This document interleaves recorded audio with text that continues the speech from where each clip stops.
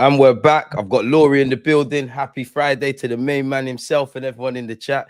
Laurie, it's a shame, man. 3 games in. Obviously, elephant in the room. We lost to Liverpool. First thing, how you doing before we get into everything, my guy? Not too bad, you know. Not too bad. I had 1 or 2 technical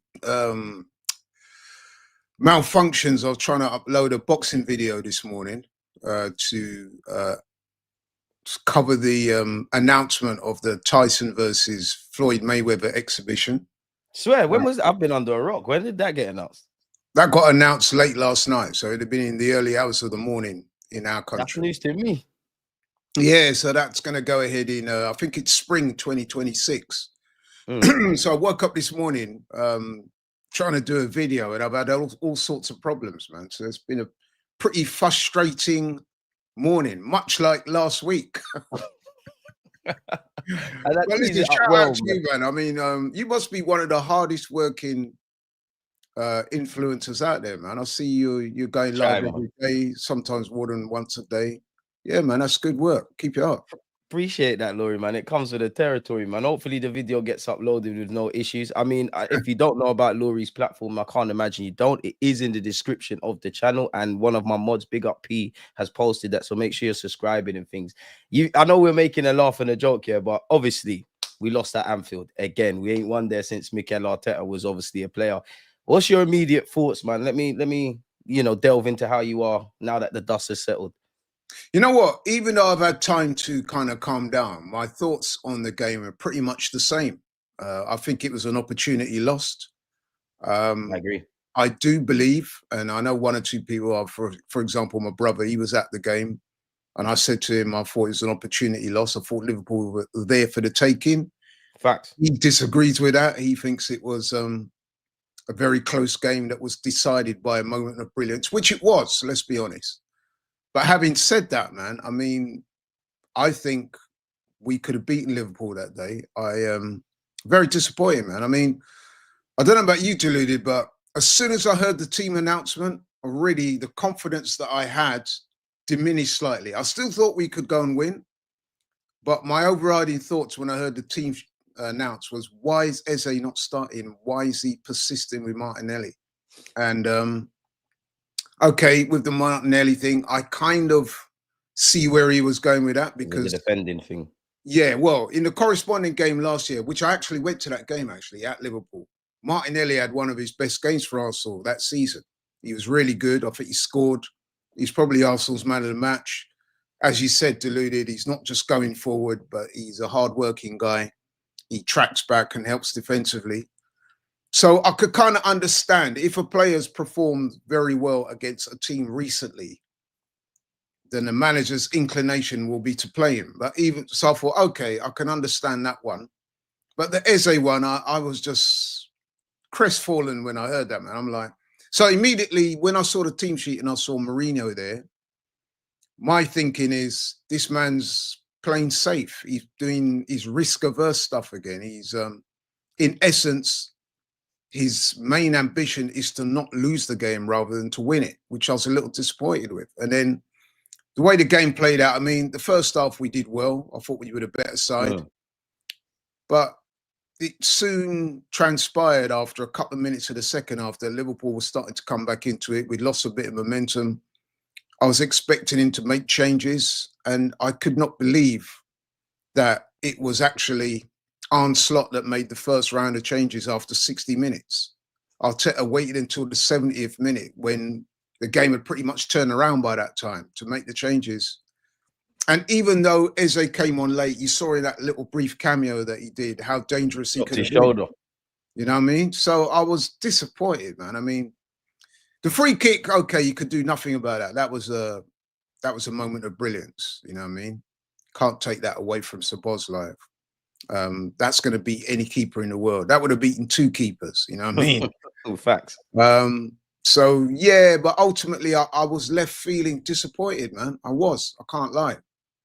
Is it a thing where, like, obviously, you know, is it a thing where we're disappointed because we do feel Liverpool is there for the taking? We have wanted to see just something new from Mikel Arteta, whether that was starting Eze or doing something different. Like, is that where our frustration comes with versus losing to Liverpool?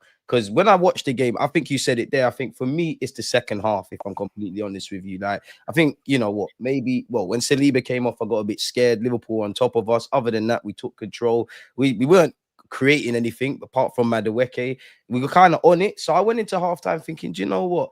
Out of all the times we've been to Liverpool, this looks like the one time we could kind of beat them. They look the most human, if that makes sense. And then you've alluded to it. It's like the changes, the proactiveness. I think Slot changed stuff with the players that are already on the field, and then obviously the subs. And I'm at that point now where I'm not against Mikel Arteta being risk averse, because it's got us to this point being defensively, but I'm of the belief now not taking risk is a risk. And I just feel it's a bit predictable. Like, I wanted him to gamble a bit. Like, fair enough. If it's 0-0, we go gun hole, they go down the other end and score, I'd still have things to say. But because of where we're at with Mikel Arteta, I personally would have said, you know what, it didn't work at Anfield. There might be a couple of times next season, in this season, sorry, where we try things and then it works. So it's like, do you think we're getting a bit predictable? Because I look at Slot's changes, whether it's getting Szoboszlai up, bringing on Curtis Jones, and I think, how much confidence does he have? Obviously in his own team and his own tactical nous, but knowing that I'm changing things, Arteta is going to stick to the script. Like, even with Dalman coming on with 10 minutes left, we've seen this before. That's where my frustration is, man. But yeah, I hear you, man. I mean, I was frustrated on so many levels. I was frustrated with the team sheet.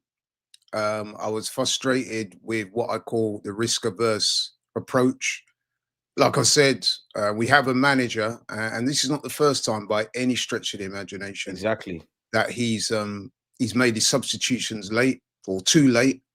I mean, the 70th minute was actually an improvement on usual, because it's normally between 75 and 80. But even so, the momentum of the game had already shifted by that time. What you want your manager to be in those situations, dude, I'm sure you agree, is to be proactive rather than reactive. Exactly. So once you sense that you need an input of energy, once the momentum is starting to slip, that's when you make your changes. You know what I'm saying? Especially if you're trying to win a game. It's a little bit different if you're 2 or 3 goals to the good and you say, right, I'm going to make some changes to just close things up. Then, yeah, okay, fine. But if you're trying to win a game, man, this was a massive game. Let's be honest, Liverpool in their previous 2 games, I saw both those games against Bournemouth and Newcastle, respectively. You could argue that they were fortunate in both of those games. When I say fortunate, I don't mean lucky. Because they got the wins, they got the quality to get goals late and to score great goals, as we saw ourselves last week. But what I'm saying is that Bournemouth could easily have got a draw in that game. And likewise, Newcastle, who would, let's be honest, down to 10 men, pushed Liverpool right to the wire. So I'm thinking to myself, and correct me if I'm wrong, with our team, with that added impetus of signing. I mean, you saw the reception that Eze got the week before. I'm with you. I can't lie. I'm disappointed. You saw the energy that brought to and the vibe that brought to Arsenal.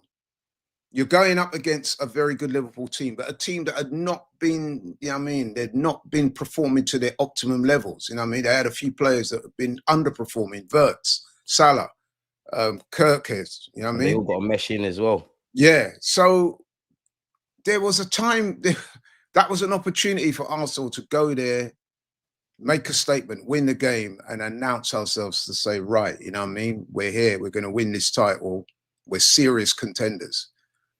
But unfortunately, the way things worked out, it was like same old, you've gone to another Big 6 club, you've not beaten them at home, at their home ground. You know what I mean? It was just disappointing, man. Very that's where the issues are, because it was disappointing. It's like you wanted us to make a statement. I know it's some section of Arsenal fans, 3 games in, it's all doom and gloom now. Likewise, if we would have won, they probably would have been singing from the rooftops. But I just wanted to simply go to Anfield, a ground that nobody likes to go to, a ground that we ain't won that forever, and just try something different. Just go for it. Like, there's no shame in Szoboszlai scoring that goal. You can't account for that. What you can account for is kind of what you alluded to, is the whole thing around the changes, and you could see the game was kind of getting running away from us, and Arteta wasn't proactive, man. I do want to ask you though. I have to ask you, like, Do you feel Mikel Arteta maybe has too many options? Because obviously Trossard was on the bench, Wanyeri was on the bench, Eze was on the bench. There's little different things you could do tactically. Do you feel Arteta's gone from having like no options? Because let's be real, like for the vast majority of a couple seasons, the 11's picked itself and there's been like 2-3 on the bench. And now you've got so many options. Like, do you think he's got so many options that he can't hone in on one, and he's also fixated on how he wants to play? Like, could the depth also almost be an issue then? That could possibly be true. However, that is why he's the manager. That's why he gets paid all that True. money. That's why you're there, to make those tough decisions. Now, in answer to your question directly, so if you got a team where you have two very plausible options for each position in the team, that's a great thing. You know what I mean? So That's what we dreamed of we having. expect him to be able to manage that. That is what comes with being an elite manager. That's what Slotter's done. That's what all the, you know, Pep, Klopp, all the guys that win the Premier League, that is the situation in which they're faced. And I'm sure they would rather have it that way than the other way, when you don't have options, you know what I mean? So he has the options at his disposal. We have a very good team, you know what I mean?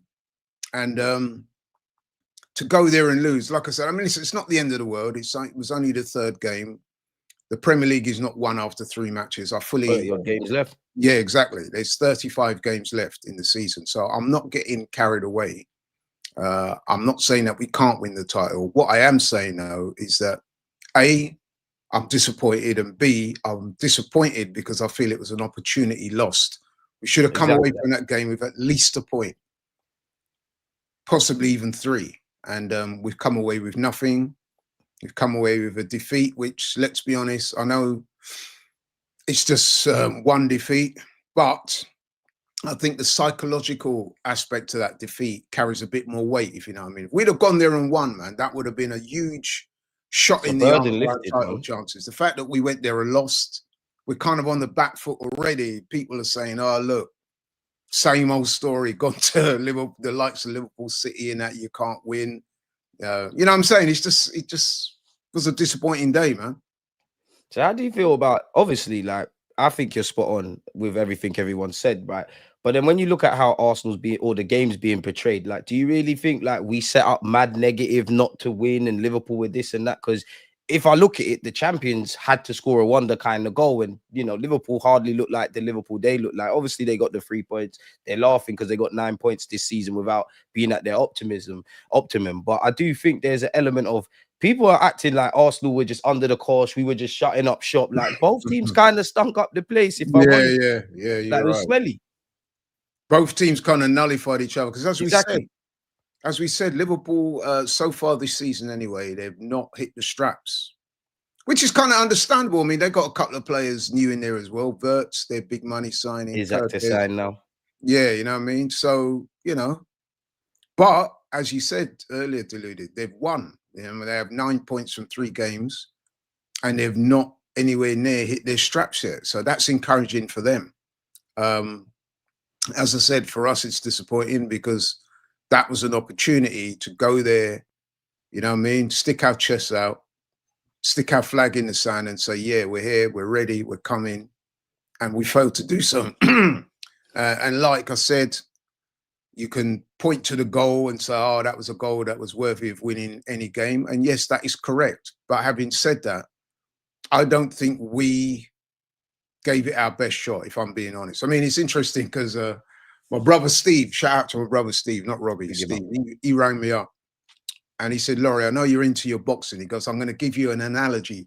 I said, oh yeah, what's that? He said, Arsenal went to Liverpool and we didn't let our hands go, meaning that we didn't throw enough punches. You know what I mean? We tucked up, the points thing, tried to get a draw, and we've ended up getting beat. He said, you know what I mean? If you're going to go to Liverpool, you've got to try and win.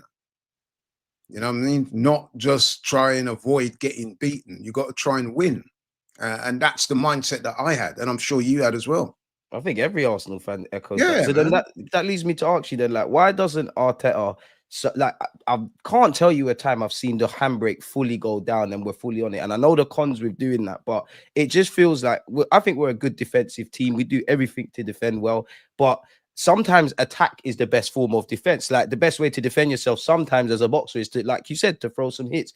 It feels like we don't ever do that kind of school of thought. Like, why do you think like Arteta doesn't do that? Is he still got PTSD from the first year? Is he? Yeah, what is it for you? Because I don't know anymore. Yeah, I hear you.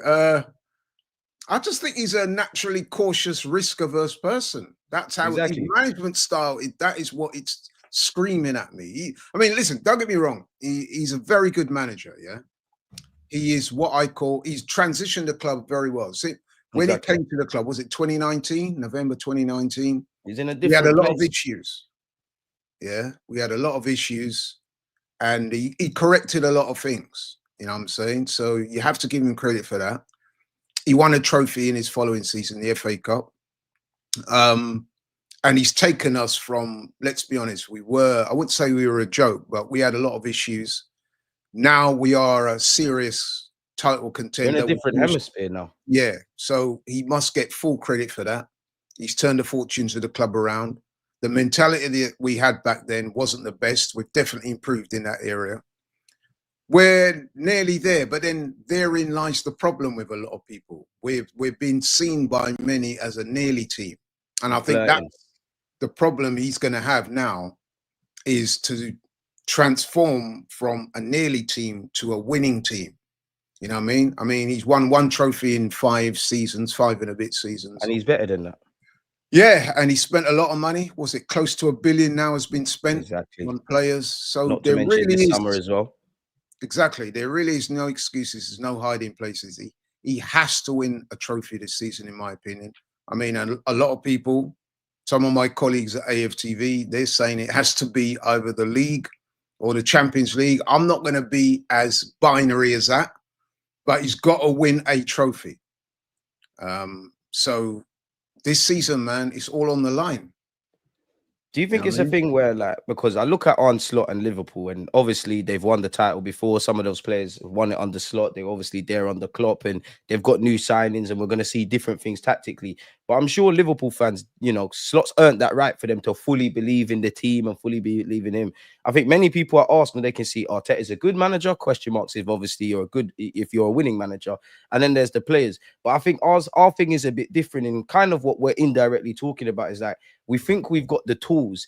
It's more of a question of if Arteta is going to be able to find that kind of fight his demons and things. Like, do you think it's a case of like Arsenal fans fully believe in the team and like question marks over Arteta, or where would you be at with that? Because many people do think we've got the side. It's more on the gaffer now. Like, yeah, I think we got the players, man, 100%. I mean, I don't know about you, Deluded, but I did a show on my channel and I was rating our transfer window. And I gave our transfer window a 9 out of 10. I don't know what you thought about that, but I thought it was a 9 out of 10. In terms of incomings. I thought it was an excellent transfer window. I mean, if you look at the areas, I mean, we've got a backup goalkeeper. We strengthened in defense with Mosquero and Hincapié. Mosquero, by the way, I thought looked really good when he came on the other day. That was almost a seamless transition. When Saliba got injured and we was all, Mosquero coming, you didn't even realize that Saliba weren't playing until afterwards. Exactly. So shout out to him. He looks to be a really good signing. He also looked good in pre-season. So I was really made up to see him do well against Liverpool, because that shows me that, yes, he's a quality player. In midfield, Zubimendi and Norgard are coming. Zubimendi, I mean, okay, he's not hit his absolute best yet. But drowned in the second half, but I like him. Yeah. Yeah, but I like him. And I do think that midfield has been upgraded with the signing of himself and Norgard. If we move further on through the team, we brought in Madueke, who, I mean, let's be honest, a lot of people weren't sure about, to say the least, when he came in, but he's already showing that he's going to be an asset. I thought he had a pretty good game, actually. Same. Probably our only threat, realistically. Well, yeah, he was definitely the main threat in that game until Eze came on anyway. Yeah, exactly. We signed a striker, which everybody at the club was saying we need a striker. We signed Gyokeres, a proven goal scorer. Okay, we're not getting the best out of him yet because we've still got to learn how to play to his strengths, I believe. But I do think that he will be a 20-plus goal season striker. And we brought in Eze.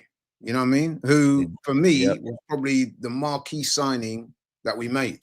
I was so excited about that signing. So I guess what I'm saying is, man, the players are there now. We brought in 8 players. I'm not sure if I've even listed all of those in that little summary there. But Yeah, no, to be fair, it's difficult for an Arsenal fan to remember how many signings we've made, yeah, man. well, We're we not brought used in to this. 8 players. We spent 8, what? you know. Yeah, spent close to what 255 million, See which what I'm is saying? the third highest. I mean, Liverpool spent the most. I think Chelsea spent second most, and then us. So I guess what I'm saying is the squad now is at a level where it's not been in many, many years. And when you think about it, we were second without this injection of cash. Now we've upgraded. Come on, man. There's no You know what I mean? excuses. I'm not saying, like I said, I'm not saying he has to win the title to keep his job, because let's be honest, Liverpool won the title last season at, if not a canter, they were comfortable winners. Exactly. They had it wrapped up with about 3 games to go, right? If that way, you're even being If that, kind, but yeah. yeah. So they've done that with their team last year, and now they've strengthened unbelievably, especially bringing in Isak at the last minute like that. So you would have to make them favourites, yeah. In a logical world, you would have to make Liverpool favourites. They won it comfortably last season. They're the They've bookies' favorite. strengthened beyond belief this season. So obviously, you would have to make them favourites. So when people say to me, if Arteta doesn't win the title this year, he's got to go, I think that's a bit harsh. It's how Because you go about it. Liverpool, for me, are the logical favourites. That being said, though, football isn't just about the Premier League. You've got the Champions League, you've got the 2 domestic cups. So I would expect him to win something. It's about time, right? The players need it. The fans need it. That goes without saying, but the players need it because I must admit, Everybody Laurie, needs if we don't win, it's mental fatigue now. Everybody needs it. Everyone The needs it. fans He need needs it. it as well. The He players needs the need it. major The one. manager needs it. The club need it.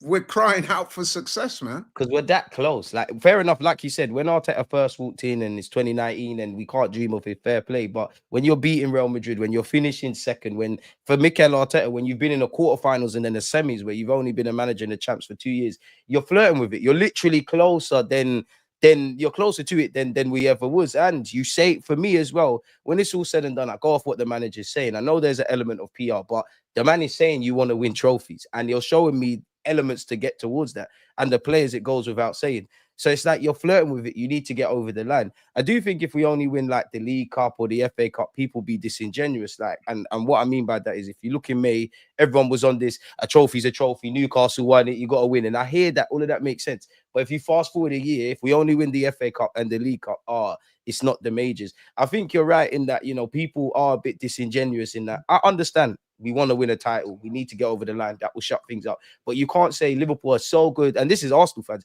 where they're so good, they're running away, we've got no chance, and then sack Donny if he can't win it. For me, it's not genuinely making sense. No. And that leads me to ask you, like, obviously, like, you would obviously love to win both the Prem and the Champs.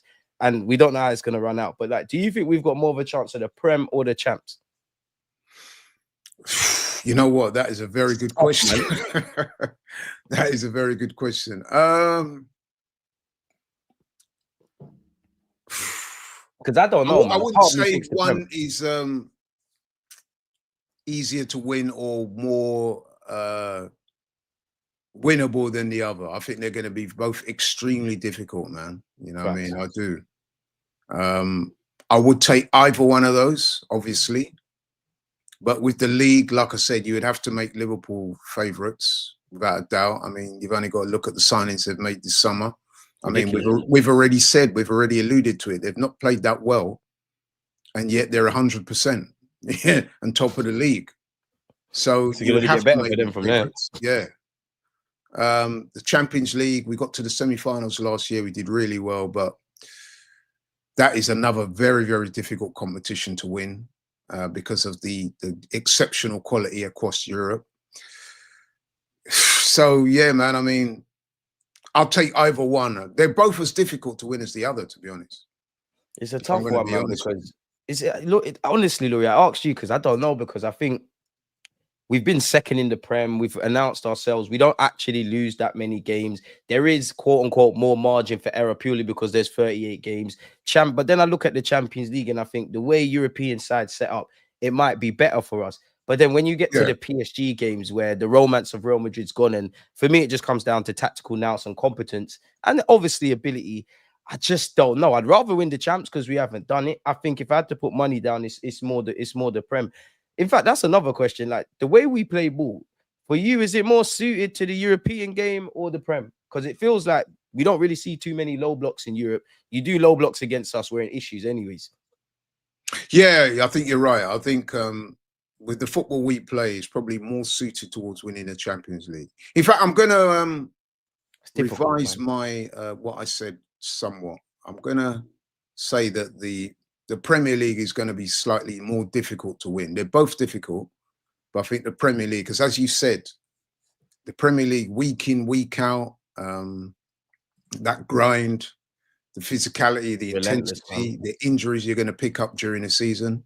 I mean, we've already picked up injuries to the likes of Saka and Saliba, Odegaard and people like that already. We're only 3 games in. So that does make it a very, very difficult competition to win.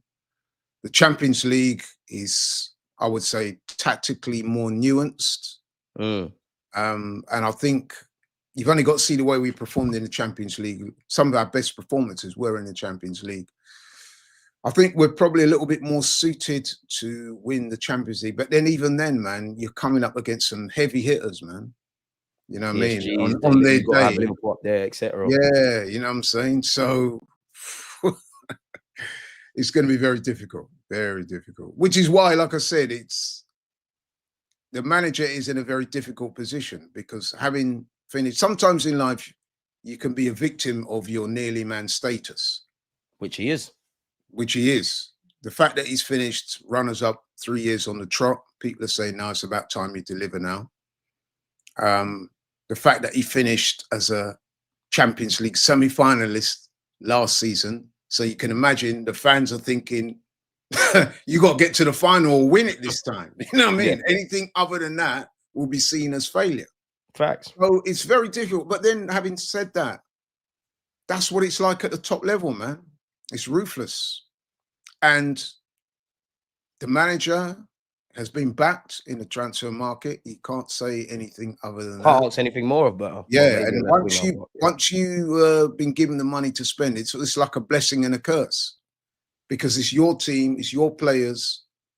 You've been backed. You got to make it happen now. Yeah, there's no excuses, no hiding places. You have to deliver. Do you think in the game against Liverpool he could have went for Miles Lewis-Skelly and Nwaneri in game? Because that's my biggest frustrating thing is that when I isolate as much as I can Arsenal, Liverpool, it's like you've kind of piggybanking of what you said. Like you've got the tools now, utilize them. And I think you could have taken off Zubimendi. Rice was playing a more reserved role anyways. I don't know if Nwaneri would have worked, but you could have went for Nwaneri. Even Trossard was on the bench. It's like, I understand the manager is seeing something different, but the tools are there. Like the tools are there. Like, yeah. For number one, I would not have started to Marino. No disrespect to Marino. Shout out to him. He scored again for Spain last night, by the way. Yeah, him and Zubimendi look different for their countries. Martinelli just saying yesterday. Crazy. Yeah. So Marino is a good player and he does have his uses. However, playing as a number 10 is not his team, man. So in effect, we played with 2 DMs in that game. As I said, immediately I'm thinking that is a very defensive looking team. Why not be a little bit brave? If you're not going to play, if Odegaard, and that's the other thing, I couldn't understand that. If Odegaard was fit enough to come on late in the game, why couldn't he have started and then bring him off? Give him 45 an hour and then take him off if anything happens. Let him start, let him do his thing. Say, listen, go at it, half an hour, going to give you half an hour, sell it, or, 45 minutes. And then you can come off then. To bring him on, I was slightly confused, a bit bewildered by that. But anyway, what I'm saying is, if you're not going to start Odegaard, man, you should have started Eze, or even start Nwaneri through there, and you could have brought an Eze a bit later. Just try something that we ain't seen before. Yeah, or try something that's a little bit more direct, a bit more aggressive, that screams of we're coming here to win, rather than as soon as you heard Marino was there, you're thinking, I know what this is. You know what I mean? Yeah. This is us trying not to lose. You know what I'm saying? Yeah, no, you're bang on. Nwaneri is a very exciting player. He's very direct. He's more likely to do damage up there than Marino. No disrespect to Marino. Marino is a good number 8. Even up top when he's played at that false 9, he's done well. But I He's didn't done some think clutch that things for us. further up the pitch in that number 10 role, nah, not for me, bro. Nah. I'm with you, And man. Yeah, you're right. You're right. You're actually right. Go on. Like, and even if you did that, if things need refreshing, refresh them. Don't wait until 70 minutes, man. You know what I mean? When we're entering into the last 20 minutes of the game, do it early, like what Slot did. Make your moves early, try and affect the game. Gamble. You know what I'm saying? And it wasn't like this was a one-off, you know. We've seen this with this manager before. That's where our frustration is. Yeah, We've his seen it in-game numerous management times. is not the best. If And you it's was to only say going to to get me, worse what because is the his games are more crunch. exactly? If you was to say to me, what is Arteta's best attributes, I will tell you that he's got the team set up defensively very sound. I mean, we're the best defensive team in the league. We are a Stats will bear difficult that game. out. I mean, last season we only conceded 34 goals. That was easily in fact, the last 2 seasons we've conceded the least amount of goals. So he's got us defensively solid and responsible. The structure of the team is good, and stuff like that. So I'll give him immense credit for that. But then what are the areas where people have been criticizing Arsenal? Lacking creativity, too predictable, risk averse. And all of those things, deluded, were prevalent in that game against Liverpool. That's why it's so frustrating.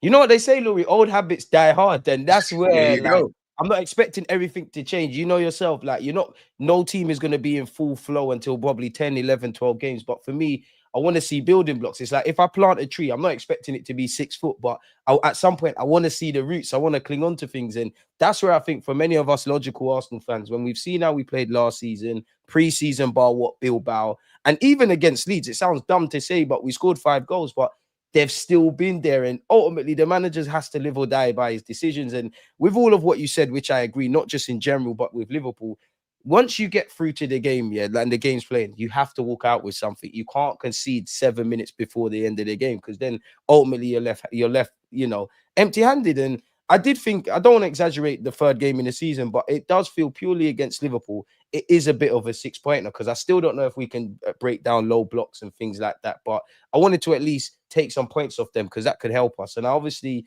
yeah, man, it's just the same old, man. The only luxury is it's 3 games into the season, but I think Liverpool were there for the taking. That is the most un-Liverpool I've seen. There's been times we've drawn and I've been like, oh, we got lucky there. I think Liverpool looked very, as dumb as it is, human, if I'm honest with you. Like, you know what else I found disappointing about that game, deluded, and see what you think about it. So they played Bournemouth right at home.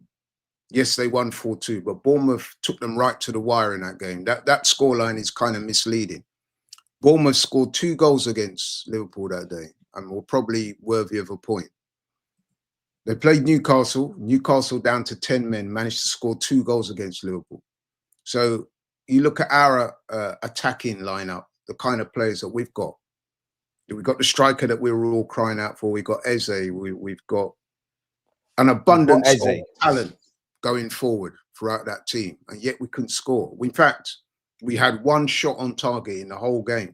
That's what I'm saying. We underperformed.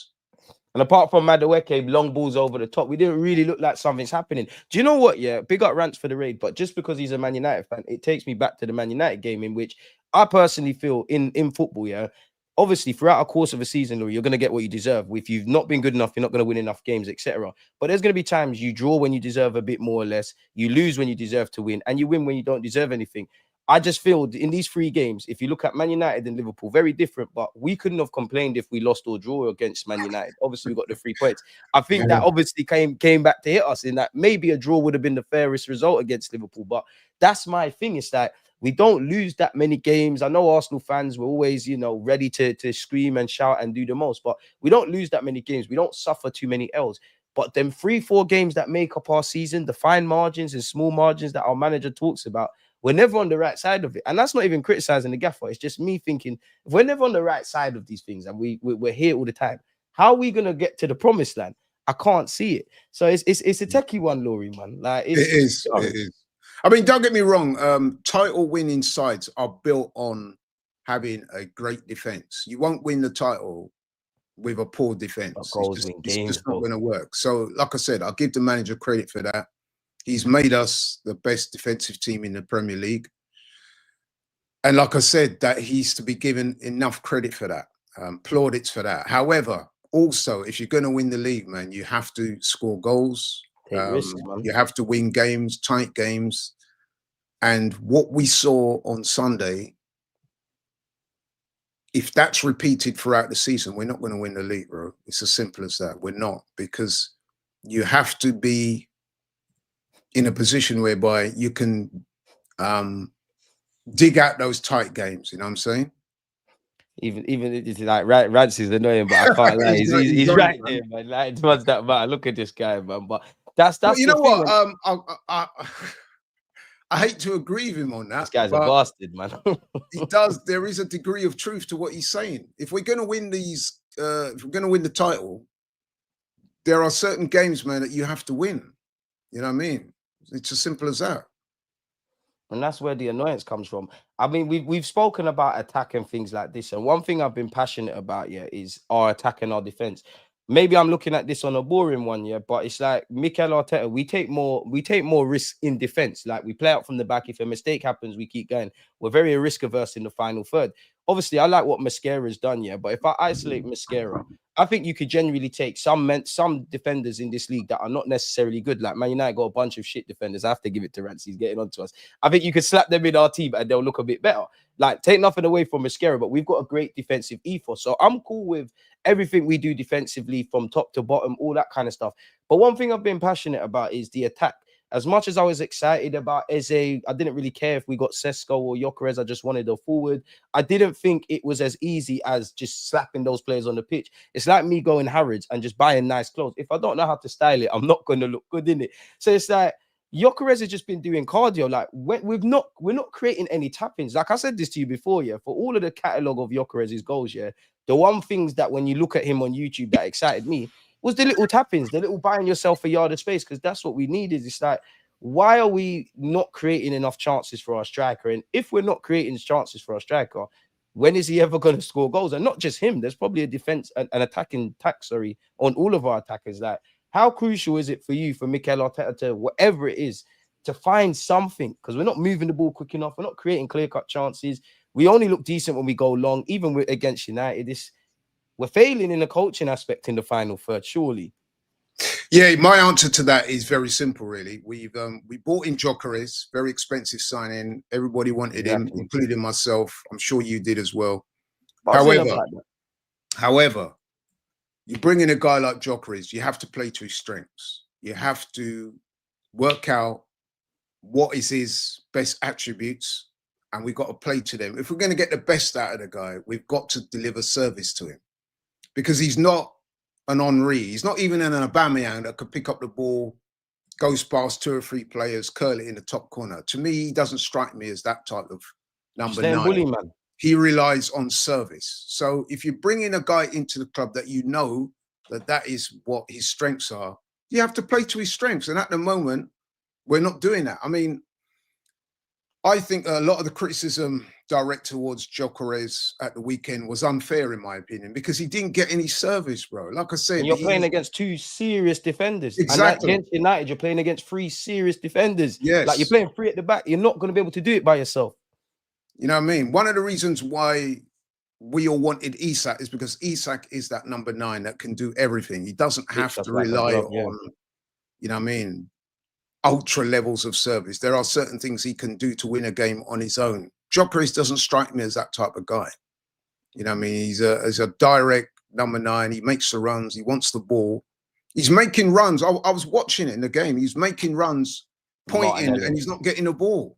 Or he's not getting it early enough. By the time he's closed down. You know what I mean? He wants early ball. Service has to be on point to him. I mean, don't get me wrong. These things are going to take time. I get it. But yeah, I think that Arsenal need to find a way to get service to him, because if they don't, then they might struggle. I mean, he scored a very good goal against Leeds, very good individual goal there. But primarily, Gyokeres is what I call a very direct number 9. Like I said, he's not an Aubameyang. He's not an Aubameyang. He's certainly not an Henry. You know what I mean? But he is an upgrade on what we've had in terms of Jesus and Havertz and people like that. No disrespect to them, but he is. But you've got to provide the guy with service. This is it. This is it. And if you're Because it not doesn't matter doing who's that, up front then for Arsenal, whether it was Sesko, Isak, or Gyokeres, right now they'd all be struggling. We're not a yeah. good attacking side, so how are they going to thrive? It's not making sense to me. And what I must admit, I am slightly surprised, given the kind of meticulous, deep thinker that Arteta is. I'm surprised that that's not manifested yet. You know what I mean? I would have thought that we would have changed our plan. I know it's going to take a little bit of time, but I thought I would have seen more, in other words, that we're going to try and incorporate Gyokeres style more. I mean, I was chatting to Cecil the other day, shout out to Cecil from AFTV, and he was saying, nah, Gyokeres has to adapt more to Arsenal style of play rather than the other way around. I said, with respect, Cecil, I beg to differ. If you're bringing the guy in, he scored all these goals, 100 odd goals in 97 games or whatever it is. Amazing stats. So they would have watched him. They would have seen what his strengths and weaknesses exactly what he can do and can't do and all those things. So even me as a layman, I'm looking at him. I know what his strengths are. You know what I mean? So if you're bringing him into the club and you're going to make him your number 9, you have to play to the man's strength. So the ticky-tacky around the box and cutting back, that's not suited to him getting the best out of him. So when he goes to the likes of Liverpool and Man United and he's not performing well, then it's not hard to work out why, is it? You know what I mean? Because if he was going through on goal, let me give you this scenario now. So if he was going through on goal, deluded, and missing sitters, then I'd be more worried. I'd be like, "Raw, man, this guy." I'd rather see that, because that means we're creating chances. I can't lie. He's doing cardio right now. Yeah, we're not seeing that. You look at his heat map; he's hardly touching the ball in the box. You're thinking, nah. When he got a little bit of service, he's scoring. Like, okay, with the Leeds goal, like I said, a lot of that was his own work, by the way. But that's what I didn't want to see. Go and look at the goals that man scored for Sporting and for Sweden and the likes. Even when he was at Coventry, he's getting the service, he's getting the early balls. When he's making the run and demanding the ball, invariably he's getting it. That's how he does his damage. So we have to adjust our playing style to suit him. That's my personal opinion. And you're not going to get the best out of him until we do that. Exactly. I'm with you with that, purely because, like, fair enough, prior to Gyokeres signing, if we were creating chances, if we was having consistent games where, as you said, we're creating clear-cut chances and people are not scoring, and then Gyokeres came in and he's not bagging, then I think it's you. I think for someone that ain't had pre-season and he's chasing his fitness, I think he's doing all right. I actually think he's adapted to the system. I think the player, the manager has to adapt to him. We're not creating nothing for the guy. Like, we all know what the role of a striker is in this team. You have to press, you have to drop in midfield, you have to bring other people in play. You almost have to be a sacrificial lamb. Like, let's be brutally honest. If there's any creativity or freedom, it's the wide men, and it's probably just Bukayo Saka, because Martinelli, we're at where we're at. So I think we knew all of that. But that's one thing. And again, it's only 3 games into the season. That is one thing that gave me a bit of confidence in that.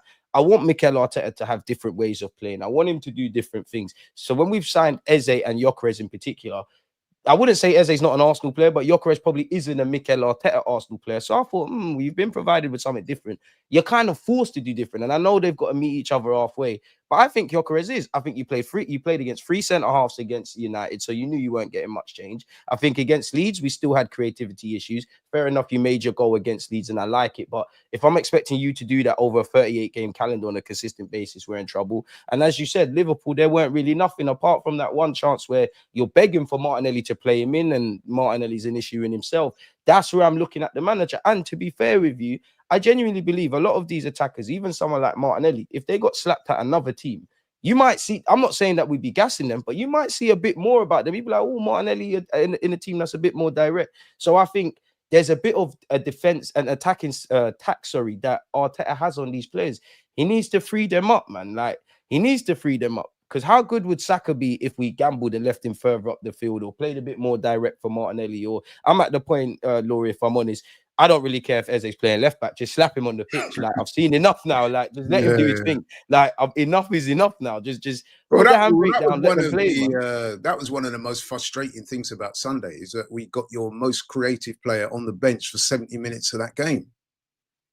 And I don't want to hear this narrative about, he wasn't He's not had a preseason. He's not fit. He did have a preseason. He's played games. He's one of those games that he played was actually against Liverpool, that he played a very important role. They won that game. See what I'm saying? You know what I mean? So this thing about, yeah, but he's only just arrived, he needs time to, no, nonsense.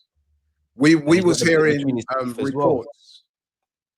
We was hearing reports that Eze had been all staying behind in training 2 hours after everyone else has gone.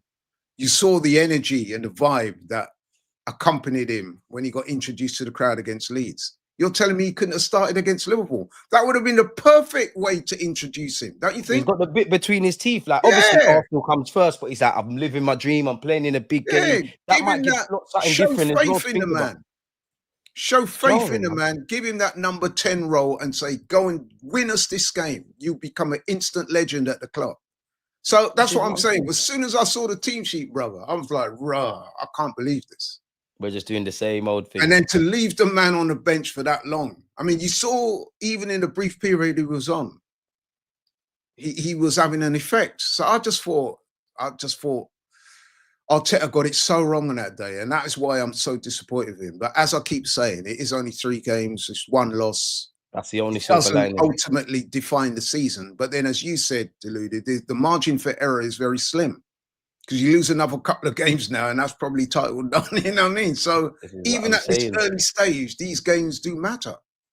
Not to mention the pointless draws. Like you might not be able to win a league title in August, but you might look back in hindsight and say you've lost it. So again, like we just have to do it against Liverpool at the Emirates. And he's the man's got stardust, man. I did want to ask you about Eze. Like when you actually deep it.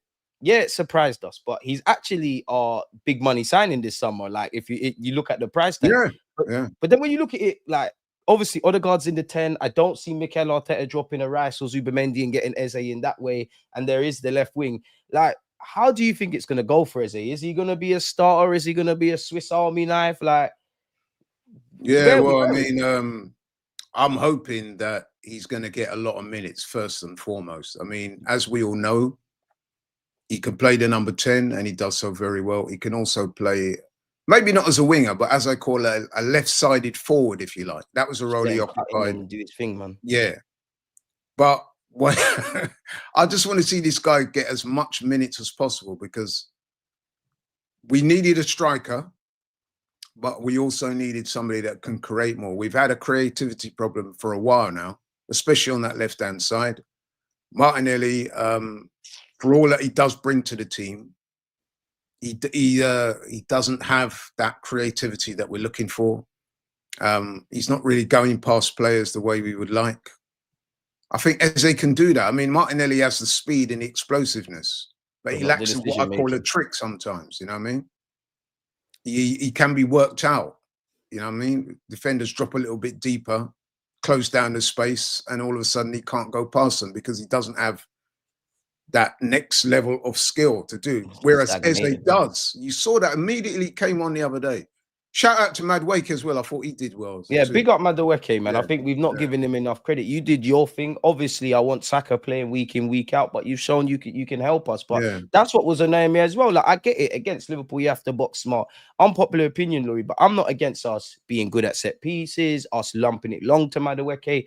But I want these as like secondary options. I just want these as added things to our game rather than the blueprint of us, if that makes sense. Like, and that leads me to ask you as well, where you look at Eze, some Arsenal fans haven't necessarily been happy because apparently Mikel Arteta has kind of scapegoated Eze now. Yeah. Have you seen these comments? What did you make of them? Like, are they out of context? Like, where are you at? Yeah, you know what? It's interesting that you raised that because Curtis, you know Curtis, of course, shout out to Curtis. Me and him were talking on the phone the other day and he brought this to my attention. He said, did you hear those remarks from Arteta? I'm like, what? He goes, he's basically scapegoating, well, not scapegoating per se, but throwing a little bit of shade on Eze. I said, why is that? He said, well, you remember the little run that Eze had when he went past and his defender and he got into the box. He should really have pulled the trigger, yeah? I do agree with that. But I thought it was a little bit inappropriate, if that is the right word, for a manager to be highlighting that, you know what I mean? I don't know what to make of that, man. You know what I'm going to say to that? I'm going to put it down to his disappointment with the performance and the loss that may have led him to say something that, on reflection, he wish he might not have said. Because when you look at those comments in the cold light of day, they don't reflect well on him. And I'm sure Eze, when he saw those comments, and they're too open to interpretation. Like he could have exactly. Just if you're Eze and you're looking at that, shouldn't have said. If you're Eze, right, and you're looking at that already, you didn't start the man, you left it late to bring him on, and then we've lost the game, and then you're making a statement about Eze not shooting. He should have shot. He's going to be thinking, raw, man. You know what I mean? So, yeah, I was a little bit perturbed to see that. I'm going to put it down to, like, I'm going to give Arteta the benefit of the doubt and say that on this occasion, the disappointment of losing, he probably got caught off guard.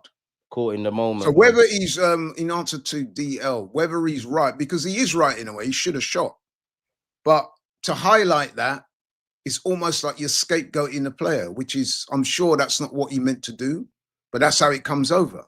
You know what I'm saying? So, and where is this honesty with some of the other players? Why is he not as honest with Martinelli or Odegaard, or, you know what I mean, one or two of the other players?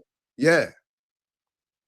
So I mean, that's the thing, Laurie. I don't get it. I don't get that based on what you said. You don't do it with the other players. Yeah. I was a little bit perturbed when I heard that, to be honest. I don't think that was the best possible light.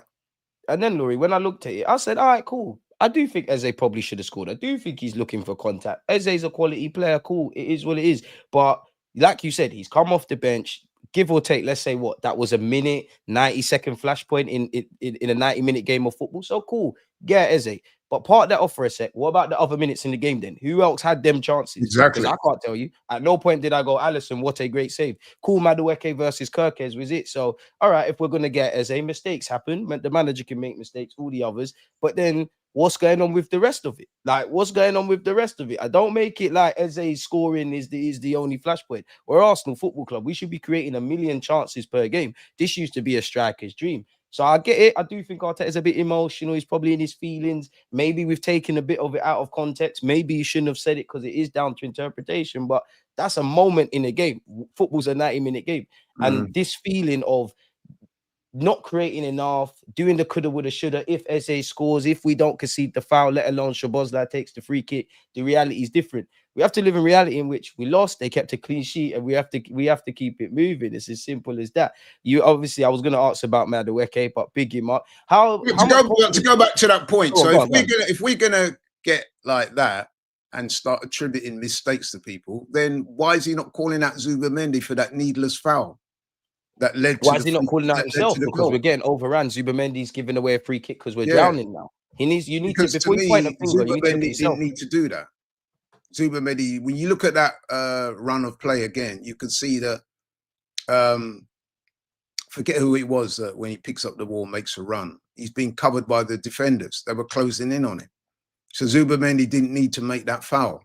But anyway, he did, and the rest is history. But what I'm saying is, you win as a team, you lose as a team, man. And the manager has to acknowledge that. You can't be airing out players. The only time I would, if I was a manager anyway, and I'm going to air out one of my team members, is when he makes a ridiculous challenge and gets himself sent off or something like, which changes the game dramatically. So, for example, what Anthony Gordon did against Liverpool when he made that rash challenge and got himself an absolutely needless sending off.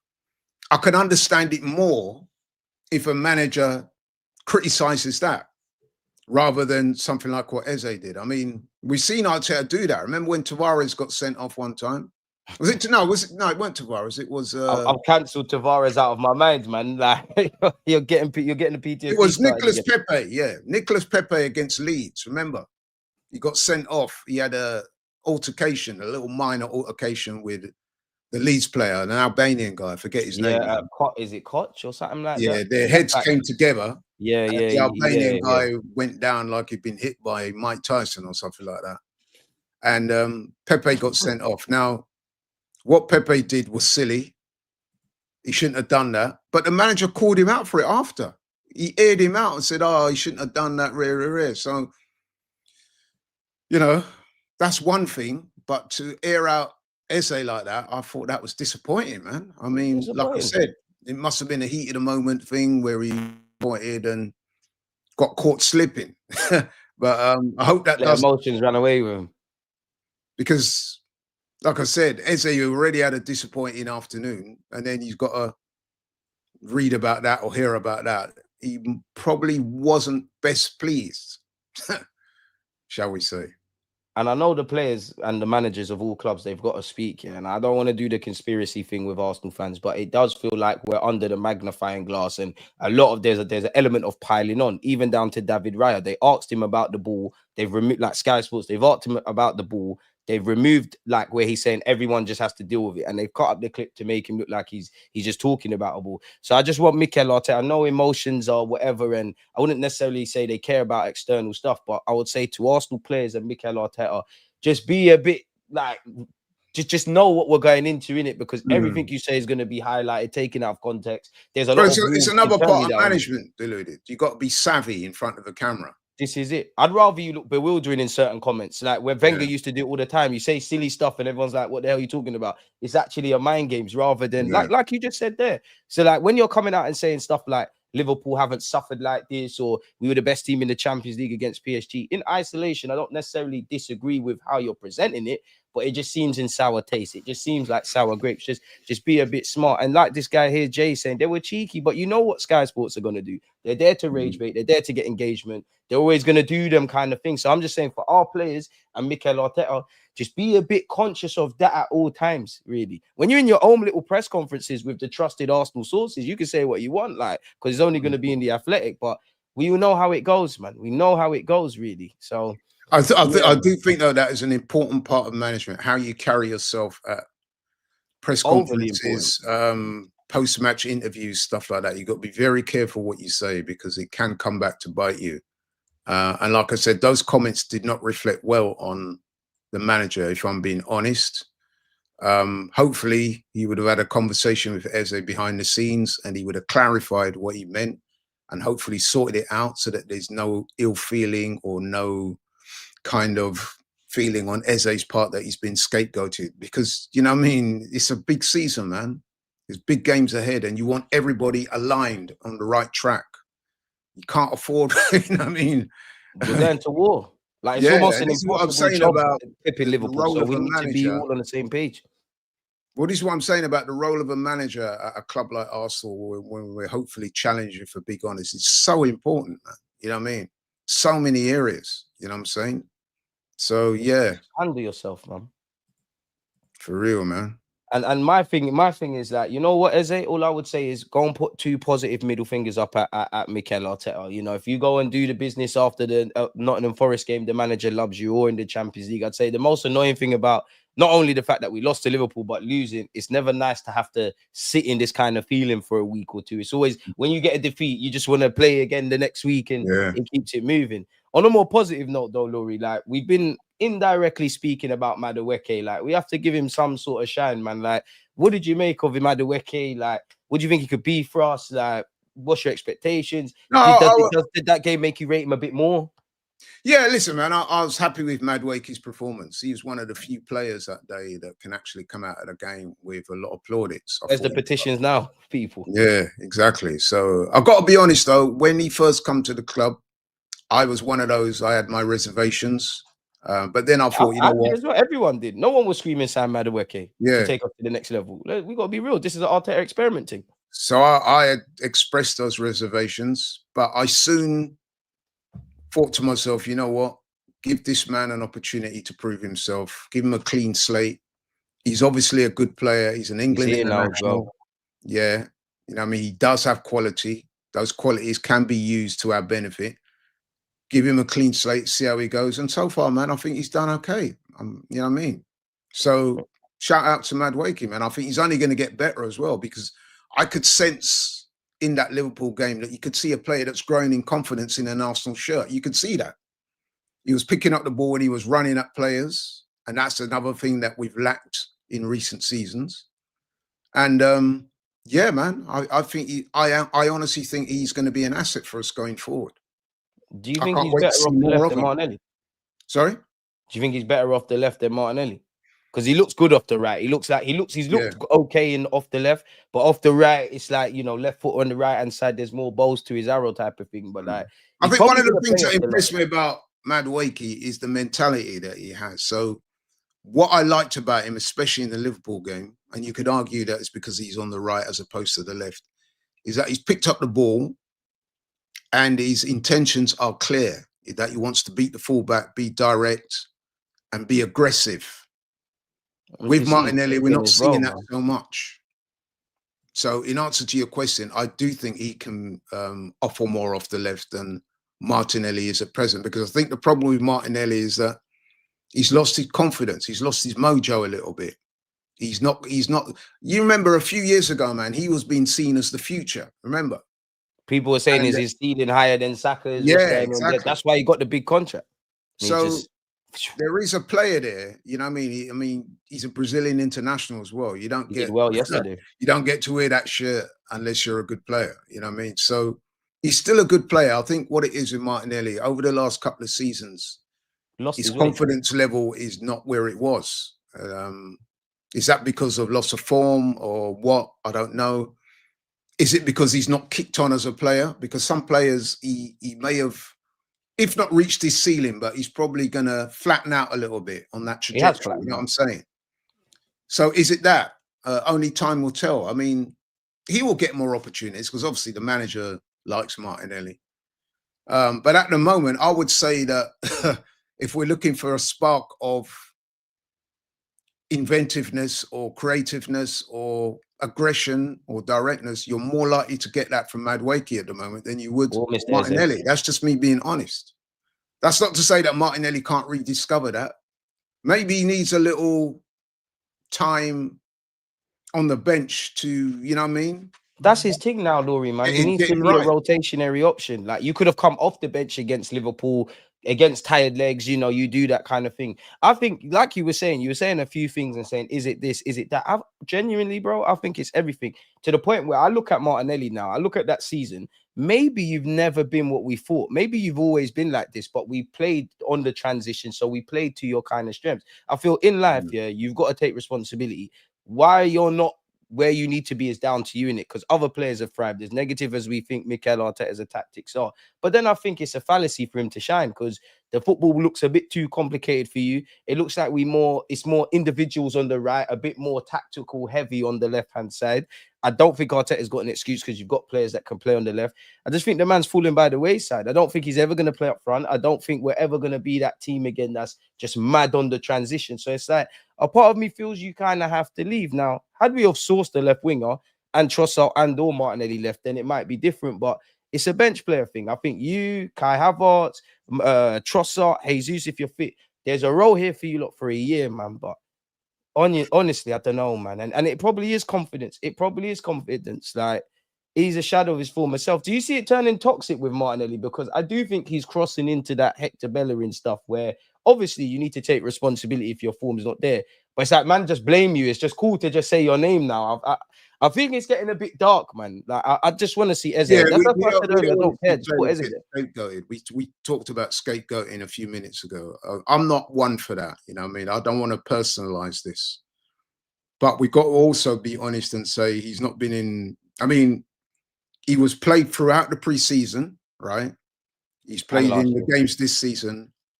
And let's be honest, man, he has not shown of himself the way we would want. I think it's incumbent on the manager now. It's incumbent upon the manager to leave him out of the next couple of games, get him to work on some things and get him back up to speed, and then reintroduce him at the appropriate time. But I would be disappointed if he starts against Forest, because I've got to be honest, he's not deserved. He doesn't deserve that right now. Forget that. And the manager, we spoke about this before. The manager has to be ruthless. I know he likes. It's clear to me that he likes Martinelli as a player and a person. Probably what he does. He's reluctant to drop him. You know what I mean? He's giving him the benefit of the doubt now for too long. If you're someone like Trossard, man, you've just been given a new deal apparently, and you're sitting on the bench, and you know what I mean, this guy is not performing at optimum levels. Trossard must be thinking, well, what am I doing here then? You know what I mean? If you're not going to give me an opportunity, what am I doing here? Why did you convince me to stay on if you're not going to play me. You know what I'm Did we saying? miss a trick not signing a left winger then? Because I know Yeah, Eze we can probably play there, did. Madueke, but no one ain't locked that down. Well, I mean, you know, so it goes. We were in for the likes of Rodrigo and people like that, but I always doubted whether that was going to happen. Yeah, you know I'm he not don't want to leave convinced. Madrid. Yeah, I'm convinced that Rodrigo didn't want to come to the Premier League. But you know, Rodrigo's not the only left winger in the world. You know what I mean? There's other options he could have pursued. So I don't know what to say. that is an area of the team that definitely needs to be addressed. That left-hand side. Like I said, I think Eze can run Eze there, man. Cool. Arteta, you want to play Odegaard? I'd rather Eze in the 10. Run Eze there, man. I've seen enough. I'd rather Eze in the 10, but then obviously there's that conflict of interest with Martin Odegaard because he's a club captain, and knowing Arteta as we know him, it's unlikely that he's going to drop Odegaard over Eze. Exactly. You know what I mean? Even when Odegaard wasn't available the other day, still didn't play him in the 10. So that tells you where the manager's thinking. Yeah, you know what I mean? So I see Eze, for the time being anyway, as a left-sided forward. Now, he can definitely improve us in that area. But in answer to your question, I think we do need to address that left wing side, 100%. Would you sell Trossard? Because there's been rumours of a move. I think Trossard will be moved on at some point. Yeah, it could even be January. I mean, there were rumours, I'm sure you heard them, that Besiktas had... yeah, that's why I asked you, would you sell him? Yeah. And from what I understand... Until January. From what I understand, Trossard is the type of guy that will make it known to the manager that he's not happy and not playing. I mean, it's not difficult to work out with Trossard because he wears the expressions on his face that tells you that he's disappointed. Which, listen, I don't blame him, man. He's a professional athlete. He's a professional footballer. They all want to play. He thinks he's good enough to play. He is a bit of a clutch player, though. So I can understand Trossard's disappointment, but again, that's something for the manager to sort out. You have players there. You have to utilize them as best you can. I got to ask you about the mountain injury list. Odegaard, Trossard, they're kind of here. Ben White, Saliba, Norgard, Saka. Happy birthday, Saka, by the way. Kai Havertz. And we knew about Jesus, but Jesus, and God forbid everybody returns from, you know, everyone needs to return from playing for their countries in one piece. But yeah, how you feeling about that, man? Life's coming at us fast. Yeah, you know what? Injuries, I've got to say, man, it's unfortunate. But let's be honest. Oh. Is that me? Chat, is that me or is Laurie cut out or is that me? You.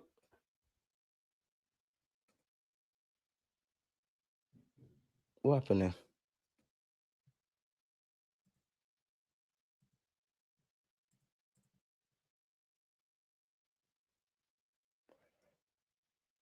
You.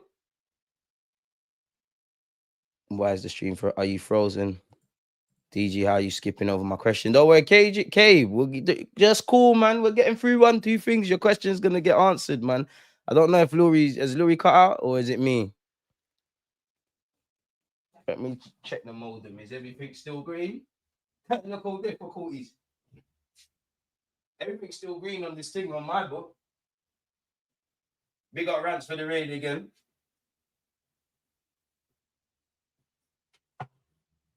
I don't know, man.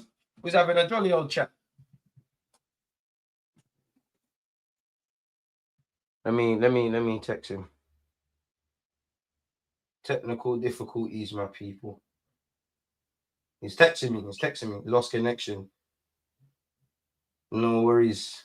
We will wait for you to regain, my boy. It's calm. Some technical difficulties, people. The internet.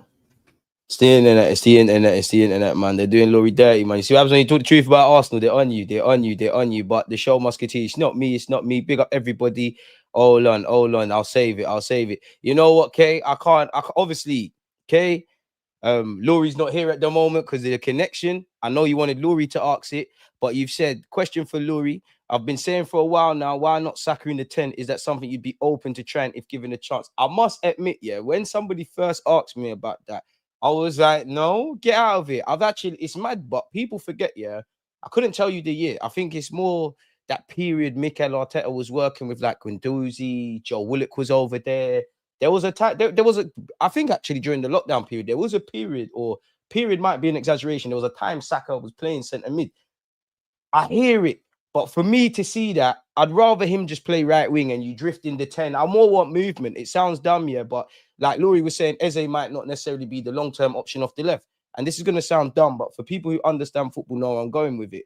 I want to see movement. Like Eze might be on the left-hand side. His philosophy or how he plays football, he wants to drift inside, right? So logically, if you've seen Eze drop inside and you might be Declan Rice in that 8, go and hug the touchline for a second, just to for the moment. Does that make sense? And then obviously you could have Saka drifting, Odegaard going out. Well, I think we need that. I wanted to see that against you lot, just because we need to. I don't want us to stop being a good defensive side, but we need those kind of random aspects to our game, if that makes sense to you. So I'm not really for it. If Arteta can pattern up in the attacking sense, then for it. But I'd more want him drifting in there, like kind of. I guess, obviously, I'm not watching Chelsea religiously, but they've got that Estavio guy and you've got Cole Palmer, and they're probably swapping swapping positions. I more want to see that kind of aspect. If I'm honest with you, I'm more kind of want to see that. Laurie's entered the studio. Are we back? Hey, we're back. But yeah, we was on the topic of injuries, man. The mountain injury list. Yeah, first up, apologies for that. I don't know what's happening. Nah, I don't say so, man. You didn't. It's the internet, man. Yeah, I've been having problems all morning with some of the other stuff, as I said before. Yeah, we said you were trying to upload my boxing video. Yeah. Right. So injuries. Yeah, as I was saying, Deluded. So listen, injuries are unfortunately an occupational hazard of the Premier League. We are by no means the only team that's going to suffer from that throughout the season. It's unfortunate, but we do have adequate replacements. I mean, you saw at the weekend, Saliba had to come off. As soon as he got injured and he went down and stayed down, we all, to a man, was, oh no, because a big collective groan. On comes Mosquero, and to be fair to Mosquero, he had a really good game. Very good game. Seamless transition is what I was calling it. And obviously that's not going to happen every single time. But at least now we have players who can come in. I mean, no disrespects, but previously when Saliba got injured, we had to replace him with the likes of Rob Holding, who, let's be honest, there was a big disparity in the levels, and it showed. With Mosquero, as I said, on Sunday anyway, when he came in, you hardly noticed that Saliba was missing. And that's obviously no disrespect to Saliba, because top class player. In fact, we got the best central centre-back pairing in the Premier League, to me. But anyway, I guess what I'm saying is Mosquero coming in and playing so well is a real plus. And we do have options all around the squad. You know what I mean? We have a very good squad. And like I keep saying, man, I'll repeat it, I'll reiterate it. It's up to the manager now to manage that squad accordingly, because there is no excuses, Deluded. No one's trying to hear it that if we don't win a title or a trophy this season, no one's trying to hear stuff about injuries and stuff. It's just not. I'm not trying to hear nothing. Even if it's legit, it's still not going to fly. It's too late now, man. That's the situation in which we're faced. It's too late, man. It's too late. You've made us dream about it. You've got close. You need to win something. Like for me, I want us to fight all the way against Liverpool for the league. Obviously, I want us to win it. Champions League, you see where it goes. I think we're personally going to win the FA Cup. I don't think that's enough to keep people like quiet and whatnot. We're just gonna have to get on with it, because it's now time, innit? It like you said, people don't want to hear it. We've gone over Mascara. I want to ask you a couple of things before I let you get out of it. Like, what did you make of the Champions League? Like, we've got Inter, we got Inter, we got Bayern now, we got Atletico Madrid at home. That's gonna be a stinky game. What did you make of our league phase draw, man? You know what? I wasn't too fussed about the draw. You know, I think it's a kind of draw that I expected. I mean, there's some very winnable games in there. And there's some more difficult games, more challenging games. So it's kind of what you would have to expect from a Champions League, you know what I mean? So, yeah, I've got no real issues. I think it could have been worse. It could have been better. You know what I mean? That's the way I look at it. We are supposed to get out of that group and make it through to the next stage. Yes or no? 100%. So we can't really complain about the draw, man. I mean, You know what I mean? There are some good teams in there, but then there's some teams that you would be expecting Arsenal to beat and beat quite comfortably. So What's the one that stands out for you? Because for me, it's Atletico Madrid at home. yeah, I would say that. Probably Bayern Yeah, as well because of the old yeah, yeah. wounds, but Inter I away. think the good thing about that is that it's at home, that game, though. Yeah. No, we'll go into Atletico Madrid away. Inter one away is obviously a difficult game, but then, like I said, deluded, you're going to get that. It's the Champions League. Liverpool's is arguably tougher than ours. Yeah. You know what I mean? So, yeah, man. I mean, when you're in the Champions League, you're coming up against the best sides in Europe. This is what happens, isn't it? That's why we all want to be in this competition, to test ourselves against the very best. So I'm not really going to complain too much about that draw, man. I don't think, like you said, like obviously I don't think we can complain. Naturally, Bayern and Atletico Madrid, they're difficult games, but I fancy them at the Emirates. Inter Milan, I think we got done dirty with a decision last year, but we more than coped. Athletic Bilbao, do you know what? It's actually the Olympiacos, the Athletic Bilbaos, them kind of games which on paper we should be bopping, it should be debuts and just having a good time. They're the ones I'm kind of looking at. We just have to do what we did last season. Just have a perfect run, qualify mathematically at the earliest point. And then I'm looking at Mikel Arteta to be a bit cute and clever, because I remember we mashed up PSV. There was no need for Saliba and Gabriel Magalhaes really to play those games, which goes back to what we was talking about with depth, which goes back to the general theme in that Arteta is you against yourself. Because I do think there's an element of, we've got no God-given right to win stuff and do all these things, but I think it's you versus you fundamentally, Arteta. I think it's you that needs to arrest the shortcomings for yourself. If you're able to do that, then we might get over the line, but we'll have to see, man. What would you give the window in terms of incomings out of 10? You said a 9, right? I would give it a 9. And I only say that because I think we missed a trick with a left winger. I know Madueke can play there. I know you've got Eze. I'm happy with the defensive recruitments and the level raises of Eze, Gyokeres, and Zubamendi. But I would have loved that. Couldn't tell you who, but I would have loved a proper out-and-out left winger, man. But I do think we've upgraded. Maybe not individually, but collectively. 8 man.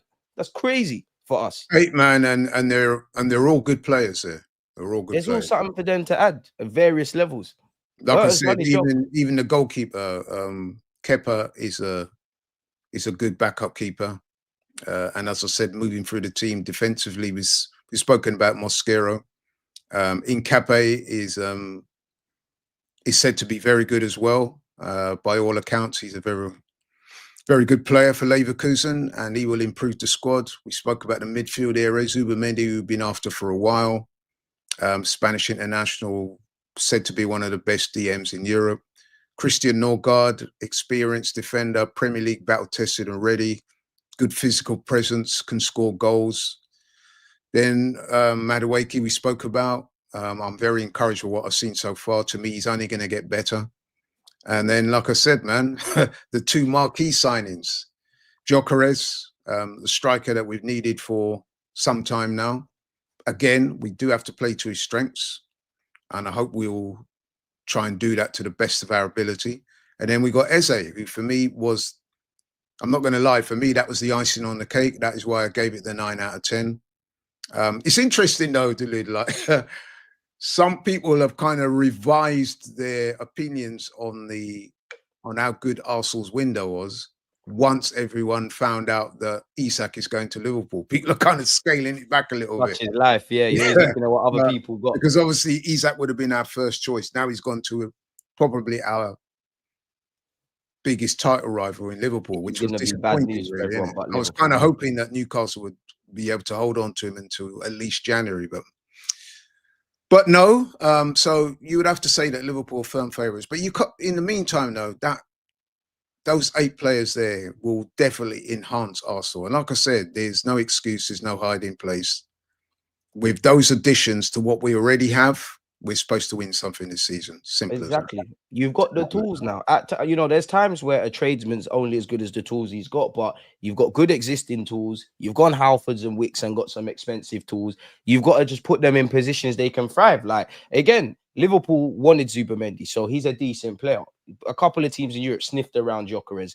A couple of people, anyone would have had Eze. So those are 3 marquee signings. Mascara, apparently Madrid were looking at him. 13 mil, that's decent. I'm not the biggest fan of Kepa, but end of the day, you could be a number 1 elsewhere. You've got that. Madueke, I like what I'm seeing. I don't really think you're the difference maker, but end of the day, you're here now. And Arteta, you wanted him. Go make it work. Hincapie adds to what we've got in our defensive ranks. And a couple of these players can play off the left. So I'd expect to see us less left-hand sided, lopsided on the right. We need to be a bit more even. And then you look at it, you got the best of both worlds. Hincapie can play left back as well as left-sided centre half. So you've got him, Magalhaes, Calafiori's in a great touch of form. You've obviously got the young Miles Lewis-Skelly. You've got the tools. You know, when everybody's fit, it's complications for you. Good problems, Mikel Arteta. When people get injured, we should be able to like shock absorb the issues. Like, it's not just injuries last season, but it was a big theme. So, end of the day, Bert has done his job. The Cronkies have done their job. Now we just need the gaffer to do his job. My last thing for you, well, 2 last things, yeah.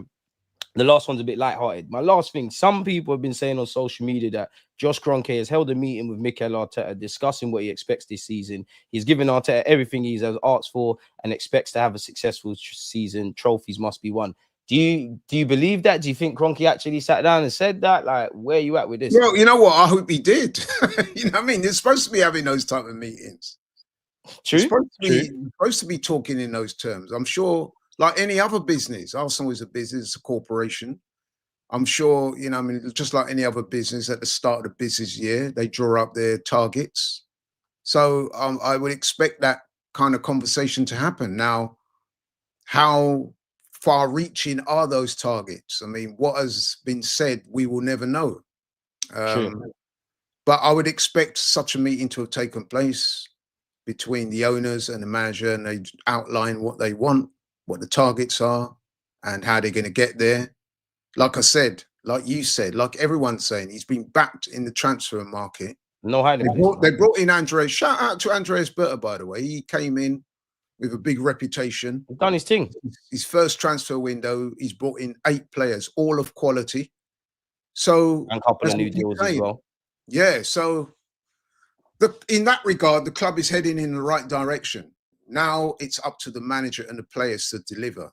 And I think we got the players. And I do think we have the manager, but I would like to see the manager be a little bit more adaptable and raise his levels. You know what I mean? I think the in-game management has been an issue now for some time. And I think that's something that he needs to address. He needs to be a little bit more positive. And as I said before, proactive rather than reactive. That's what's going to win you those tight games. Games like he's his own worst enemy, Laurie. I'll be real. I think he creates his own issues tactically because you've got the ability.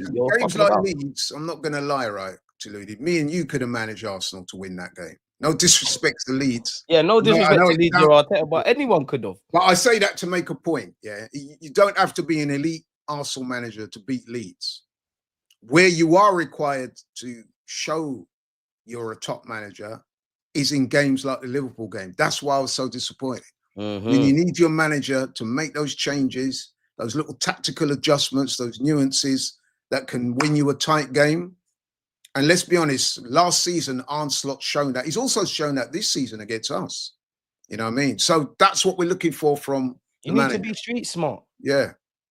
Do you think experience plays a part? Because I don't want to use the experience thing with Mikel Arteta because I think it's a cop-out. I think you've got transferable experience. I think you've been in this scenario, kind of what we're moaning about in this stream a couple of times last season. And in general, you've obviously worked with Pep Guardiola. But then when I look at Arne Slot, you've been in the game for a while. You obviously did what you was doing in Holland. You joined Liverpool last year and won the title, but you never had a window. And you'll probably see more dramatic tactical shifts from Slot because he's had his summer and he's had his players. But he knows when to box clever. Just like what we're talking about in the Liverpool game. It was a stinky game. Liverpool were doing whatever. He made some changes in terms of subs and whatnot. Arteta didn't. Like, do you think it's an experience thing that plays? No, I don't know. I'm not. No, I'm not going to have that as an excuse. You alluded to it when you said about Arne Slot last season. When Arne Slot come to this country, there's a lot of people saying Arne who. People are saying this man looks more like people are saying he looks more like a darts player than a football manager. And look what he did. I mean, he had a good reputation. He had a good reputation in Holland, but a lot of people were saying, oh, yeah, but that's Dutch football. Eredivisie is not on a level with the Premier League, which they're right. because we've seen even with Ten Hag, he came here, and although Ten Hag did win a couple of trophies, to be honest, Got sacked but you know what I'm already at saying? Leverkusen, you know. Yeah, you know what I'm saying. So nah, he's been here long enough now. Mikel Arteta, he's been here long enough as a manager. Before that, he was a player. Before that, he was on the coaching staff at Man City that was successful, by the way. So he's got more than enough experience now. There's no excuses. This season, hashtag no excuses. No And excuses. like I said, I think I'm being quite generous to him because unlike some other people, Turkish and one or two other people, lead judges and one or two others at AFTV that have said he's got to win the title, I'm scaling it back a little bit and giving him the benefit of the doubt and saying, you would have to make Liverpool favourites. So if you make Liverpool favourites, is it fair to say you're going to sack him if he doesn't win the Premier League? Now, some people say yes, because he's been there 3 times already and should have won it already. I can see that. But my own view is I'm not going to be screaming for him to be sacked as long as he wins a trophy and at least we get a meaningful challenge in the Premier League. I don't want it to be like last season where it was over with 3-4 weeks to go. I'm talking about if we can push whoever it is all the way and we come up just short, but we still win the trophy elsewhere. To me, that's acceptable. But anything less than that, there's big questions to ask. For me, it's a thing where like I actually don't think you're gonna get sacked if you don't win any silverware, but you might have to change course because the players might start getting mental fatigue. The players might just need new ideas. It might just be a thing where, you know what, Arteta, you've done well. You know, if you left today, we're in a much better scenario. But you might not be the guy. Like we might have to try something else. Like even if you do, I fully believe in the squad. The vast majority, 100%. Do I think Arteta is a good manager? Yeah.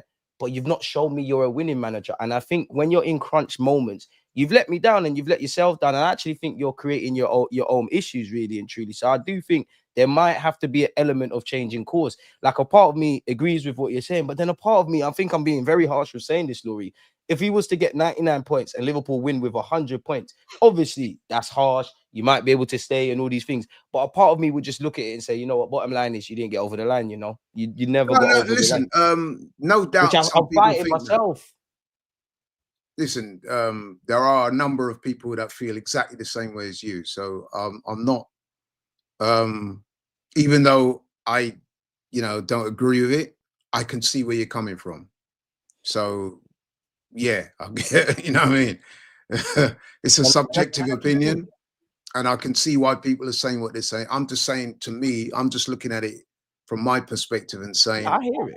If Liverpool are favourites if Liverpool won the title last season with 3-4 games to go, and this season they've strengthened at an all-time high, spent the most money ever in the Premier League, bringing in real quality as well. Wirtz, Isak, Gyokeres, Frimpong, when he's fit, is going to get a bunch of assists. So if he's bringing in all these amazing players, surely you have to make them favourites for the title. Now, if you're making them favourites for the title, then to say to Arteta, unless you win the title, you get the sack, I think that's a bit strong when there are other competitions that he could win. Because I think the problem we have at Arsenal is not just the fact that we've not won the title for 20 odd years. I think part of the problem is that we've not won a trophy since 2020? 5 years. That might have bought you some time, man, if you picked up stuff. Like we should have been in the League Cup final, to be honest with you. Our record in the 2 winners in 2 our record in the domestic cup competitions in recent years has been poor. Let's be honest. Atrocious, we've been going out early to teams that should not be beating us. Even when I was at the game, for example. And when you throw these things away, you need to win the big trophies. Or if you end up empty-handed, if you're not winning and playing exciting football, us Arsenal fans were like, "Oh, what's going on?" Exactly. I was at the game last year in the FA Cup when we went out on penalties to United. A very poor United side, by the way. At home, we went out to them. Very disappointing. You know what I mean? So, yeah, man. Jammy. And that's the thing. Like I want it to work. I want it to work with Arteta, but at the same time, yeah, I do think when you're backed into a corner as a human being, you're going to do 2 things. You're either going to succumb to reality or you're going to see a side of you that you haven't. And I think in a game like Liverpool, for example, you've reverted to type. Your first kind of option is to do whatever you did with Mourinho rather than trying something else. I think you need to reinvent yourself, Gaffer, because if we want to get somewhere that we ain't been, we have to do different things. And I know people will talk about, oh, look where he got us. We was 8th and doing all of that. I know certain people will sit there and say, do you know what? We need to improve. But I'm all about the present. And when it's all said and done, I think we've had 3, excluding this year, I think we've had 3 years to really win something. A dream would have been 3 Premier Leagues on the spin, at least 1.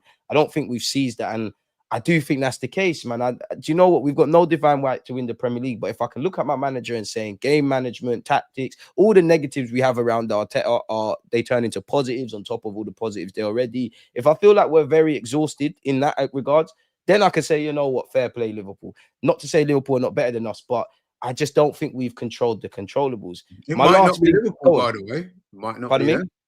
Might not be them.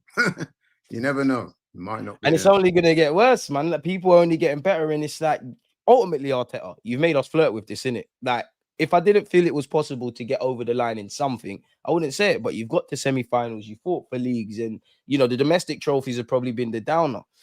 So I just hope it's game week 3 and we're looking back at it in May, Laurie, and saying, oh, do you know what? We was moving mad. That's why he's the manager. That's why we're here on YouTube.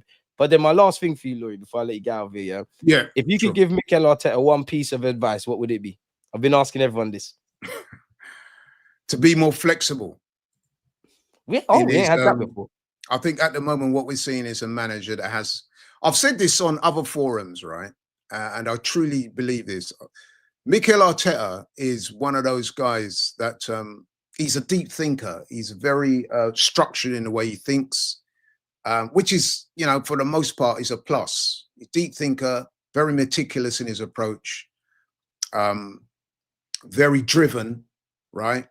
But the problem with that sometimes is that sometimes you become so tunnel vision that you know what I mean, your vision. You forget how random football actually is.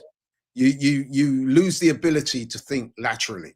Exactly. Yeah? And I think what that does is that makes him a very good front runner. So when things are going well for him, he can look a very good manager. You think, yeah, man, this guy, he knows his football. He's meticulous. He's very structured. He's got everything, all his ducks in a row. The problem is, Deluded, is that football isn't always like that, bro. You exactly. know what I mean? It's not binary. Yeah. So there are going to be occasions when you have to think outside the box, when you have to be a bit more creative, when you basically have to tinker with things, tweak things, make adjustments. And I think that is the area of management in which he needs to improve. His in-game management at times, for me, is not the best. I mean, don't get me wrong. Sometimes he has made substitutions and that sub has come on and scored. Yeah, and it has bang. Trossard would be the best example on occasion. Yeah, so I'm not saying that it's beyond him to do that. But what I'm saying, he needs to incorporate in his thinking a bit more lateral thinking so that when he needs to react or when he can see things unfold in front of him, then he's got to say, right, this is happening. I need to make this change. Boom, boom, boom. And that's it. If he can do that, I think he has the other skills and he's certainly got the talent at his disposal. But yeah, he's a bit of a front runner, somebody that looks good when things are going well, but not quite so good when he's required to make decisions that can change a game. So that would be my advice to him. And pressure's a privilege. My advice would be just put the handbrake down, man. Just put the handbrake down, because unpopular opinion, I actually like that. We can score from set pieces, that we can do mid, low, and deep blocks, that we're a stubborn unit. I'm not here to say Arsenal are the best thing since sliced bread, but when people cut the banter and people that understand football, you speak to the managers like Arne Slot, it's a difficult day at the office. My thing is, I like the fact that you're an overthinker. If they do this, I'm going to do that. Bro, just show me something in the final third, because I feel like you've done all the hard part. And I don't really care if people say he's a defensive or negative manager, Laurie. I don't necessarily agree with it. I just feel it's a thing where you've shown me attacking football. You remember when Martinelli was doing his thing, you've shown me you can coach that, but you're choosing not to. Maybe it's valid, maybe it's not, but you're choosing not to. Why are you not doing that? And we're an open book now. The same thing that's got us to this point, being good defensively and whatnot, people have sussed it out, clocked it up now. So whether that's deploying Eze, whether that is Gyokeres, whether that is being more direct, whether that is somewhat leaving players further up the field and leaving, you know, the Salibas, the Rices, good defenders exposed in and stuff like that, just reinvent yourself. And it's a bit like what Nathan said here. He said, Laurie, would you like to see a midfield of Rice, Odegaard, and Eze moving forward? That is reinvention for me. Yeah, why not? Why not? I mean, there's various combinations he can use, because as I keep saying, he has the talent at his disposal. Exactly. So use it to the best of your ability. Try things. Don't be afraid to try things. Don't be afraid to make early substitutions. Don't be afraid to make late substitutions. Don't be afraid to drop people. You know what I'm saying? But ultimately, you now have at your disposal a squad of players that are more than capable of delivering honours. We want to see it. You know what I mean? Simple as that. He knows that. He's not stupid. He knows that. And I And think that's overly fair. And I'm sure him and Josh Kroenke, apparently they have a very good relationship. I'm sure they've spoken about all these things. Make it happen, because Make it happen, man. Because the Cronkies, I'm not saying I want this, but the Cronkies have sacked people in other sports and when they won. Our women's team sacked their manager and they won the Champions League. I know people, I'm not saying I don't even want him necessarily gone at this moment in time. I don't think it makes sense. I do think fans, until he gets over the line, everything has to be a possibility, whether that's persisting with the guy, whether that's cutting the plug, because you haven't earned that right yet. We haven't got over the line. My feeling is that the Cronkies will give him every available opportunity to prove himself. I think you can see that they have a very close relationship, and they're not going to make any rash decisions as far as Arteta is concerned. So I expect him to be at the club next season, if I'm being honest. No matter what happens this season, I think he'll be there next season. Yeah, I feel that Arteta out stuff is mundane now, man. But they're just hoping maybe we got something to celebrate, Laurie, and we look back at this live stream and say, you know, I think we will. I think we will. I think we're going to win a trophy, definitely. What trophy? Not so sure. I'm confident we can win at least one trophy this season. Same. So yeah, I'm wishing for the best. Wishing, hoping. But Arteta's got to go out there and do it, and the boys as well. Laurie, where can people find you? Even though it is in the title, it has been consistent. That's where you can find me, man. LL Sports TV, also on AFTV. That's my bread and butter. That's you know, I mean, where I do a lot of my stuff. AFTV. But LL Sports TV is my additional channel. I'm enjoying it. So yeah, check me out on that. I do football. I do boxing. I also do some current affairs. Well, yeah, I do that. It's funny because as we were filming this show, I've just been advised that Angela Rayner, who is now the former Deputy Prime Minister, because she's resigned. But anyway, well, maybe I should do a video on that. Yeah, man. You know what? Yeah, a couple of things are coming out since we've been online. Still, but these things are important, man. Our Deputy Prime Minister resigned over the issues concerning her second home. So yeah, so I may do a video on that, but I'm not. I don't like to get into politics too deep because it's a very contentious issue. It's a very techie situation. Yeah, maybe I prefer talking about football and boxing, but yeah. But listen, man, I do have to rush. I've got a couple of engagements today, but it's been a pleasure being on, man. No, it's been a pleasure having you, man. The chat's been showing you love. I've always got time for you. I tell you, got to do this more often. Man. I'm humble. I keep telling you, I want to be on your platform. I'm always waiting. Yeah, man. Listen, man. I'm not getting the invite, folks. I'm away. I'm getting ready to go away. I'm away for a few days, but 100% next week I'm going to shout you out, man. Yeah, shout me, man. Don't do me like Mikel Arteta leaving me on the bench at Anfield, man. No chance, man. We'll do it. 100% we're going to do it next week. So you've heard it from the man's mouth himself, people. Next week I'll be over there. Subscribe, 100%. Notifications. Or definitely in the lead up to because like I said, I'm away for a few days. In the lead up to the Forest game, 100%. Yeah, man. Just give me a bell, man. We make it happen, man. I'm more than happy. That is a big game. That is a big game for both teams. Because, it might be a bigger game for us, or the snowball. It could be a big game for Nuno, because if we smoke Forest, I could see him losing his job behind that. So Eddie's gone over there causing problems. And speaking of people losing their jobs, Daniel Levy's left Spurs, man. So I'm extra more vexed with the Liverpool defeat. It's all happening, man. It's the gift. It's all cracking, man. Yeah. So madness. All right, but let's let Laurie get out of here, man, people. Yeah, man. Respect. Thanks for the opportunity. Come on, my guy. People, like, comment, subscribe, follow Laurie. It's all in the title. My guy, bless. Chat, one love. In a bit.